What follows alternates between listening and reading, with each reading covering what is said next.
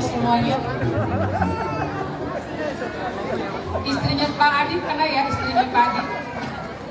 Panggilan pertama Bu.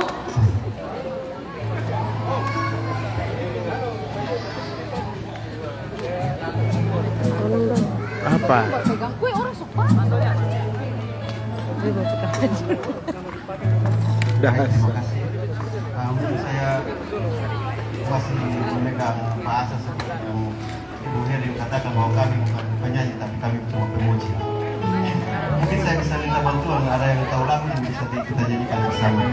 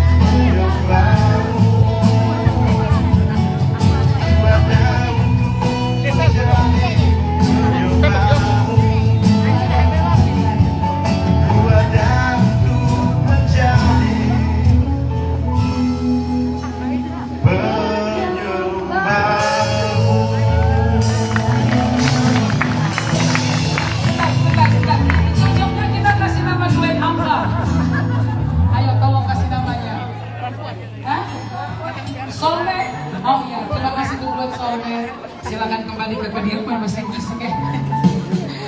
Ya, selanjutnya kita dengarkan pujian dari Pak Wens. Pak Wens, mana Pak Wens? Pak Wens Kendal pujiannya. Pak Wens harus dengar mama, Pak Wens, karena mic-nya sudah langsung keluar di tangan saya. Mana? Jemput mama dulu, jemput ibu baru bisa naik ke sini. Oke, sorry.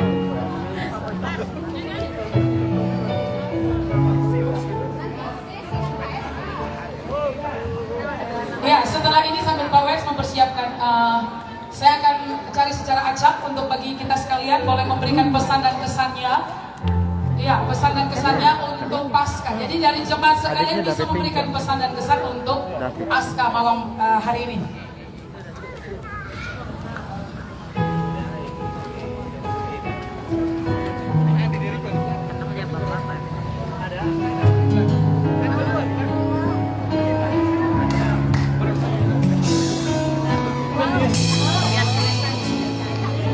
Pak Wes boleh ke tengah Pak. Silakan.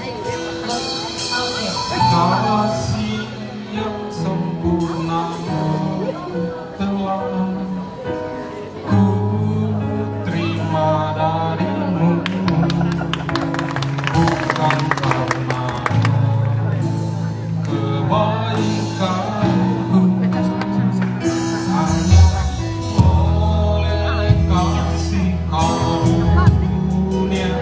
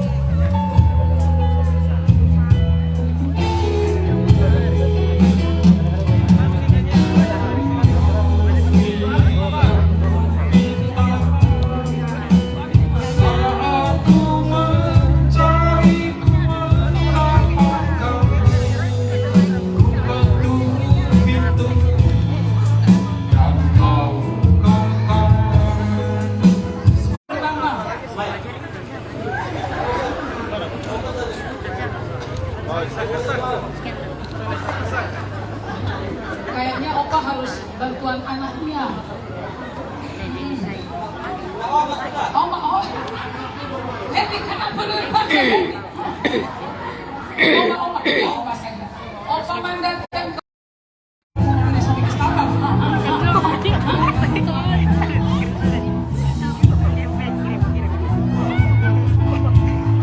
Oma kalau berani nanti Pak Esra kasih hadiah Oma.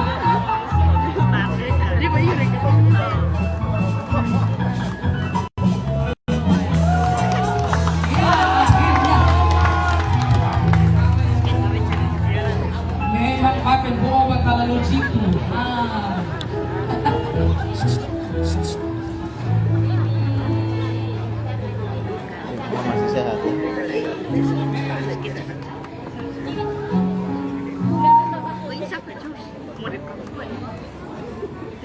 Mari silakan Oma. Ini bisa. Pasca. Tapi sebelumnya Oma harus menghadap ke kamera Oma karena ini ada yang kangen Oma di sana. Oma belum make up pasal dulu di mana. Ini pasangan ini.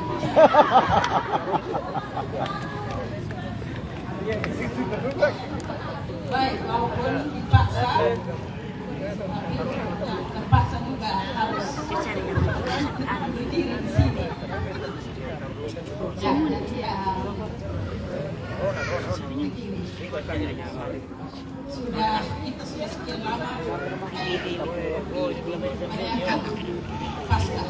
Kita merayakan Jumat Agung, Paskah, perbedaannya apakah kita sudah menerima Kristus secara pribadi di dalam hidup kita atau tidak. Karena banyak kali kita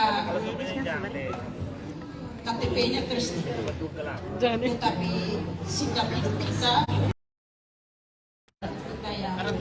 yang dapat mempermuliakan Tuhan. Ya, saya sebagai orang tua Anda, kadang-kadang selalu nasihat anak-anak dari dulu ya. Anak-anak ini saya punya anak-anak 5 orang, laki-laki semua.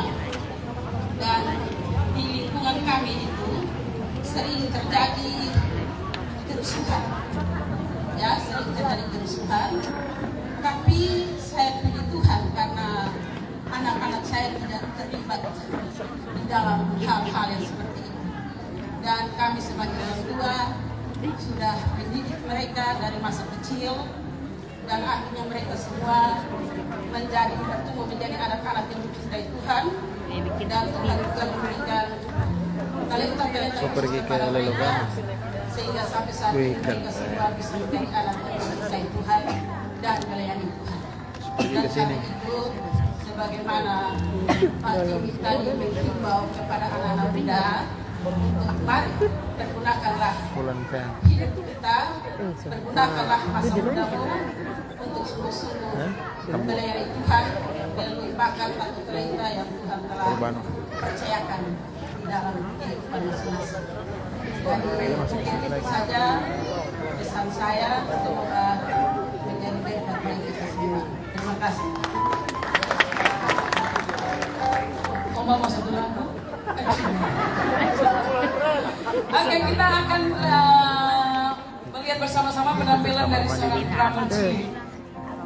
Hadir Calvinis ya, tidak salah. Calvinis. Mana Calvinis? Calvinis namanya mirip. Iya.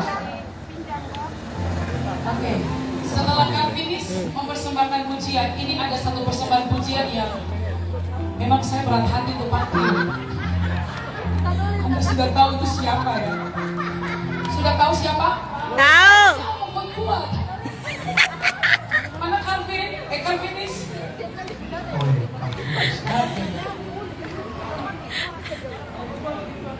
Oh, ibu dari ini dulu. Keskuat hati, keskuat ada.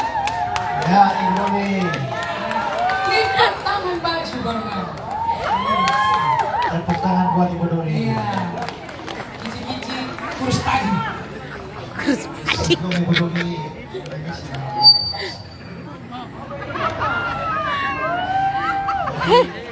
Saya sama Ibu Doni ini satu kelas waktu sekolah teologi. Ya. Jadi selama 5 tahun kami satu kelas. Kami mungkin ada 20-an orang yang suara paling jelek itu dia.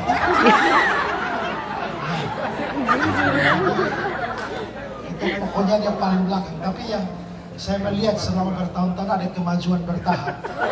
Karena bayangkan dari suara terjelek di kelas, begitu keluar kami satu bulan, dia bisa jadi WL.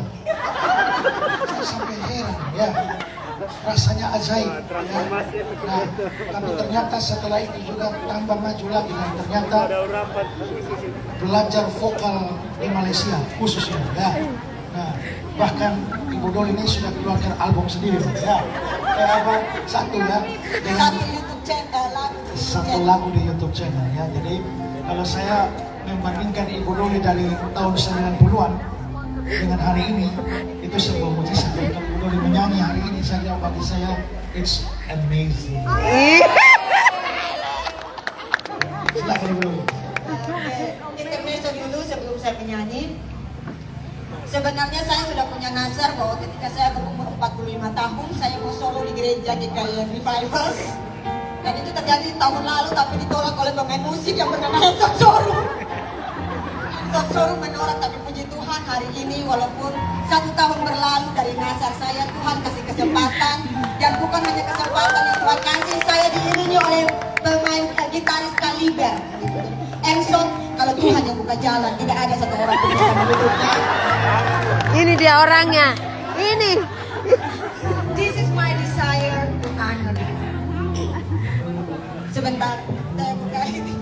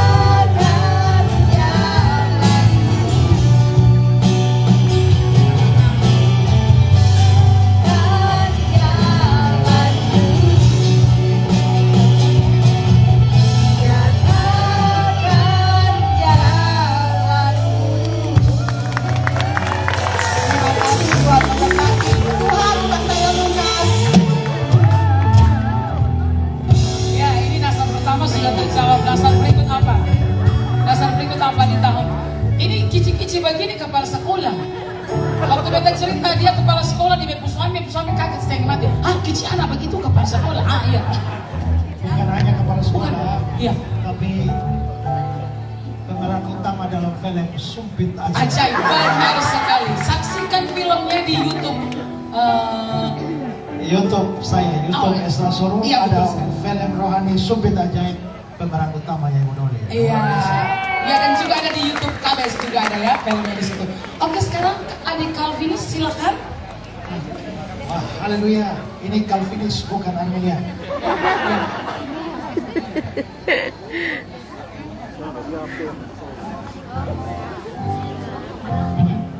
Ini lagu apa, Pak?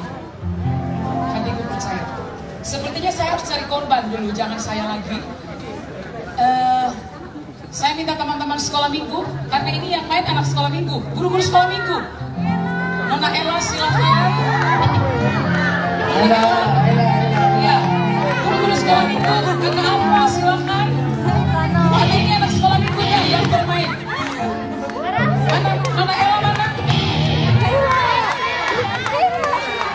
Katina. Lagi syuting. Anak-anak sekolah minggu juga boleh. Ya. Ayo, Cepat guru sekolah minggu.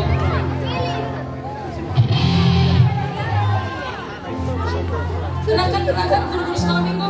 Ibu Doli. Sahabat Calvinis. Sebentar. Ya. siapa yang bernama Ibrani?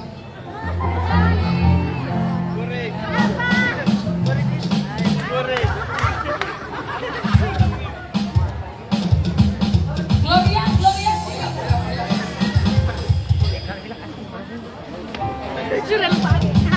Ayo satu guru sekolah minggu bantu gerakannya. Ya. Ella. Ella.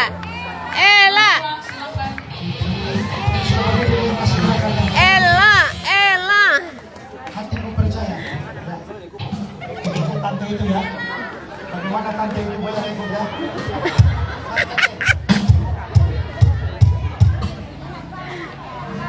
Hatiku percaya. Ayo tante. Tante yang di sini. Ikut tante ya.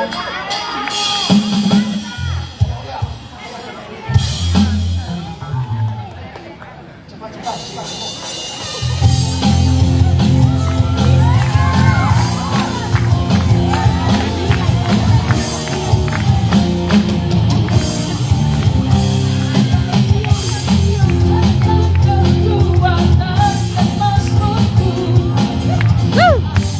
Ya gunung batu dan keselamatanku, hanya padamu hatiku percaya.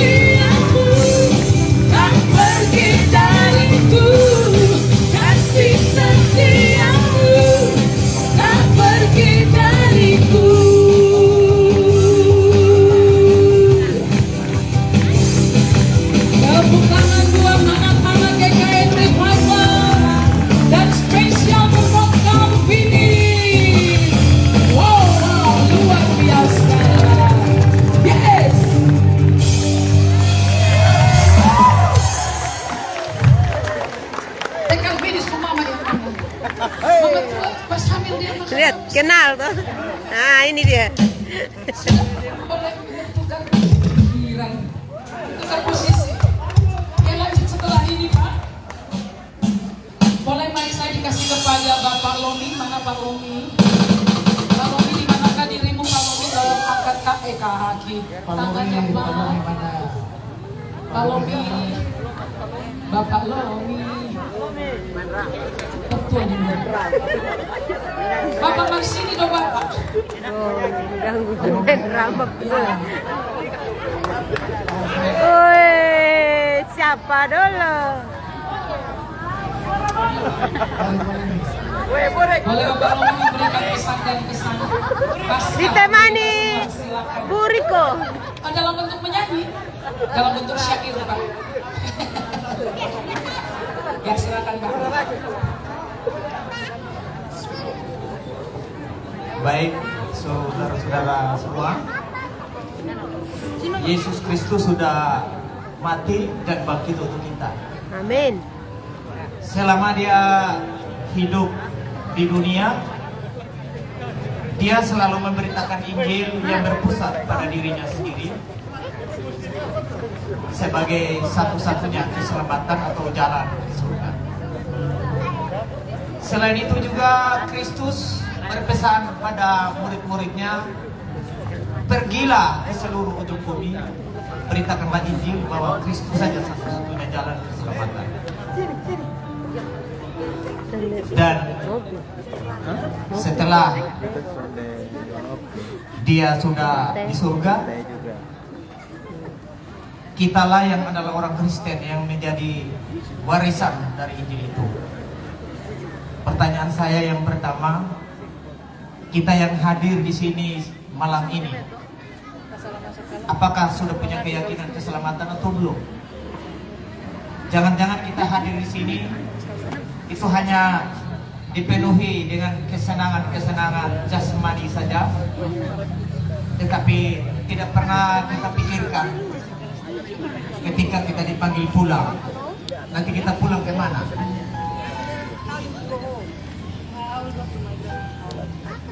Kalau seandainya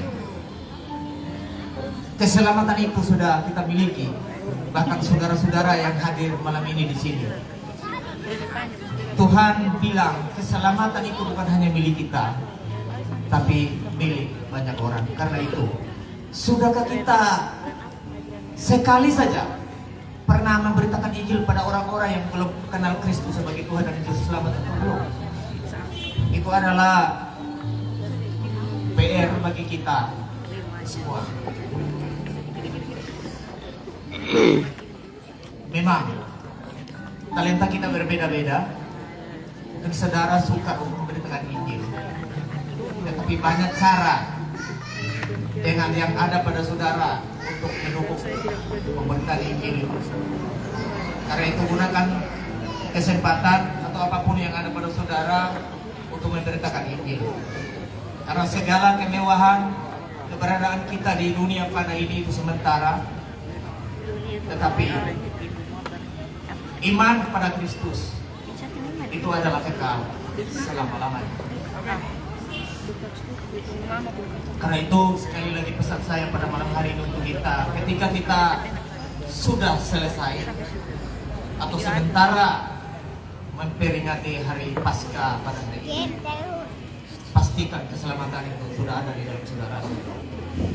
Karena banyak orang di luar sana sudah jadi majelis gereja 20 tahun, lalu ditanya, kalau OPU mati nanti pergi kemana? Jawaban OPU bilang, saya tidak tahu karena saya masih berdosa. Berarti selama ini kau pergi gereja, jadi majelis gereja, jadi pendeta. Untuk apa itu? Berarti kau tidak tahu apa yang kau percaya. Apakah juga pertanyaan seperti ini atau masalah seperti yang ada dalam diri kita malam ini? Kalau juga masih kita miliki hal-hal yang belum kita mengerti tentang iman kita, tentang kekristenan kita, marilah pada Paskah hari ini atau tahun ini, marilah kita menyadari bahwa kita ini adalah manusia berdosa yang harus pergi ke neraka selama-lamanya. karena keadilan Allah. Tetapi Kristus sudah mati menggantikan kematian kita. Yang percaya pada Kristus pasti selamat. Kiranya pesan-pesan ini memberkati kita semua. Terima kasih Bapak Wuli, Tuhan memberkati. Satu lagu sama Riko si Bacet. Iya. Bisa sekarang saya buka sesi tanya jawab. Pak Esra sudah langsung pegang mic-nya. Ya, yang pertama, boleh mic saya dikasih ke saya yang di sana ya? Atau boleh ke ya? Oke.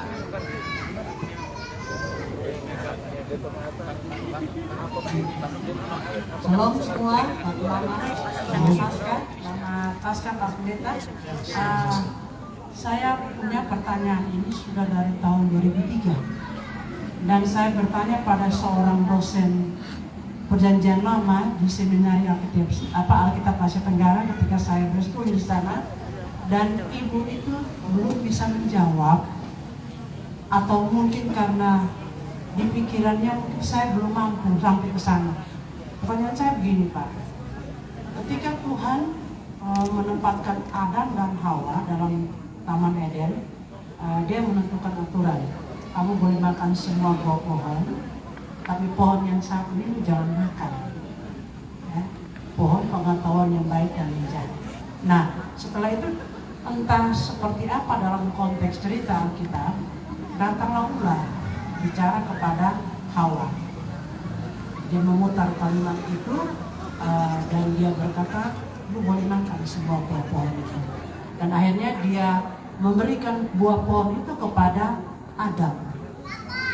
Pertanyaan saya begini, ketika Tuhan mengatakan bahwa pohon ini tidak boleh dimakan, apakah Adam juga di situ? Karena saya pikir bahwa kalau Adam ada di situ, mengapa Adam membiarkan, dalam tanda petik ya Pak ya, dalam konteks pemikiran kita yang sederhana, mengapa Adam mengikuti istrinya memberi buah itu dan dia makan? Itu pertanyaan saya, itu pertanyaan mungkin di Alkitab tidak ada jawaban, tapi itu yang menjadi pertanyaan saya dari tahun 2003. Terima kasih. Saya mohon maaf ya, mungkin suara saya agak hilang, jadi tidak bisa berbicara dengan jelas. Larangan itu ya, semua buah dalam taman ini, pohon dalam taman ini boleh dimakan, kecuali yang satu. Itu ada dalam Kejadian 2 ayat 17. Nah, Kejadian 2 ayat 17 itu Tuhan bicara kepada Adam. Sementara Hawa itu belum diciptakan.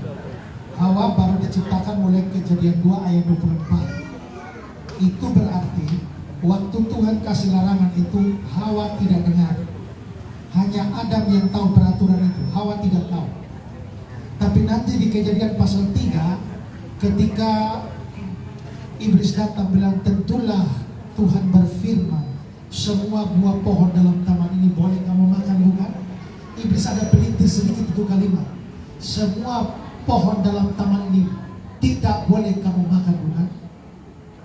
Nah, maka di sini ada perputaran sedikit di situ. Lalu Hawa tidak cukup berpegang pada firman, lalu dia bilang, ya semua buah pohon dalam taman ini tidak boleh kami makan ataupun raba. Dan dia sudah tahu, padahal Tuhan tidak bilang tidak boleh raba. Jadi kelihatannya Hawa tidak cukup berpegang. Tapi pertanyaannya adalah, mengapa setan serang Hawa lebih dulu? Karena kemungkinan, kalau dari teori kemungkinan, kalau setan serang Adam lebih dulu, kemungkinan berhasil lebih kecil daripada Hawa. Karena Adam itu first hand dari berita itu. Hawa itu terima dari Adam, maka dia second hand. Karena itu dari sisi kedua lebih baik iblis paling gampang kena serang. Begitu dia serang Hawa, maka Hawa Harus jadi first hand. dan memakannya. Jangan terima berita yang bukan dari sumbernya. Adalah Adam tidak ada pada waktu itu. Itu masalah perempuan Jadi sampai rupanya sekarang. ketika Hawa dalam taman, iblis pandai, dia lihat pas Hawa sendiri, dia serang. Bermasalah ya. Nah, setelah Hawa sudah tergoda, dia ambil dan berikan, maka dia berikan kepada Adam.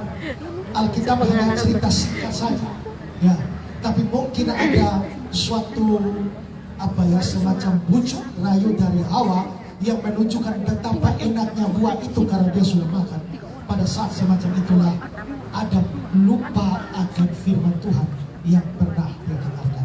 Pada akhirnya jadi di sini kita bisa lihat iblis itu bukan petinju yang sembarang. Ya, iblis itu begitu licik, karena itu dia selalu berusaha menyerang mana yang dia anggap paling lemah. Ya, karena itulah semua harus perhatikan titik lemah masing-masing. Karena biasanya justru iblis menyerang kita di sini. Kalau iblis tahu kita orang yang emosional, maka dia akan selalu menghadirkan orang-orang yang menjengkelkan kita sepanjang hari. Kalau dia tahu bahwa kita itu lemah kepada kejujuran, maka dia akan menciptakan suasana yang membuat kita bermoh. Kalau dia tahu bahwa kita lemah dalam keuangan, dia atur kita supaya kita bisa mudah untuk menyelewengkan keuangan dan lain sebagainya. Jadi dari situ kita belajar bagaimana siasat iblis dalam menjatuhkan anak-anak. Ya. Jadi mengapa sampai itu? Karena second hand. Ada pertanyaan lanjutan? Artinya bahwa ketika Pak Pendeta mengatakan bahwa mungkin di luar konteks, di luar cerita kita, mungkin Hawa dengan rayuan yang luar biasa mempengaruhi Adam sehingga Adam mau makan. Berarti kan itu sebuah asumsi, Pak. Ya, karena begini, waktu Hawa melihat buah itu begitu menarik, dikatakan begitu kan? Begitu menarik lalu dia ambil dan makan. Nah artinya Hawa sudah punya ketertarikan pada buah pohon itu. Nah Alkitab kan tidak menceritakan semuanya, maka pasti dia tidak bilang ambil ini makan saja, pasti ada narasinya. Dan besar kemungkinan narasinya seperti yang dia alami, yaitu dia melihat buah itu sangat menarik. Seperti itu. Oke. Ada lagi? Ada.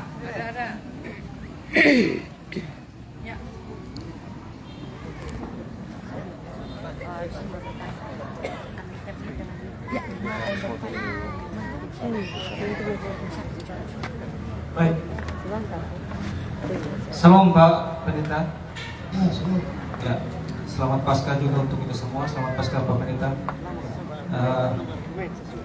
Saya mungkin agak meneruskan sedikit dari pertanyaan Ibu di sana. Ada dua pertanyaan boleh Pak Pendeta? Satu dulu. Oh, satu dulu sedikit. Kalau dua ini penting. Baik. Kalau begitu kita lebih fokus ke pertanyaan kedua saja tentang Jumat Agung. Jadi yang kita tahu bahwa Yesus disalibkan ini kan pada bulan Nisan, tanggal 14 bulan Nisan. Jadi pertanyaannya, kira-kira dasar atau sumber apa sehingga kita bisa tentukan pasti bahwa Yesus itu mati pada tanggal 14 bulan Nisan. Ya, aturan Paskah itu ada pada 14 Nisan. Nisan itu bulan dalam kalender Yahudi, tapi berbahasa Babylon. Ya, nah itu bulan Nisan itu ada sekitar akhir Maret sampai awal April. Nah, itu adalah Paskah orang Yahudi. Nah, sekarang kita bisa melihat dari mana kita bisa tahu bahwa Yesus memang mati pada 14 Nisan. Sebenarnya gampang saja, karena Yesus mati bertepatan dengan Paskahnya orang Yahudi. Pada waktu Yesus tahu Paskah sudah lewat, 6 hari lagi Paskah, dia pergi ke Betania. Lalu dia diurapi. Setelah itu dia pergi. Lalu kita tahu bahwa di dalam Paskah orang Yahudi itu ada satu acara makan khusus yang namanya Seder. Dan mengapa sampai Tuhan Yesus melakukan perjamuan malam bersama murid-murid? Itu sebagai tanda bahwa itu memang adalah Paskah. Sebelum Yesus mati juga dia suruh pergi, kirim orang, suruh persiapkan tempat karena mau dilakukan perjamuan Paskah. Setelah itu kita bisa lihat bahwa Yesus mati. Pada waktu Yesus mati, biasanya orang disalibkan itu digantung selama 1 minggu. Jadi orang tidak terlalu cepat diturunkan dari salib. Biasanya 3-4 hari baru dia mati, atau dia mati pun mayatnya ditinggalkan di atas kayu salib.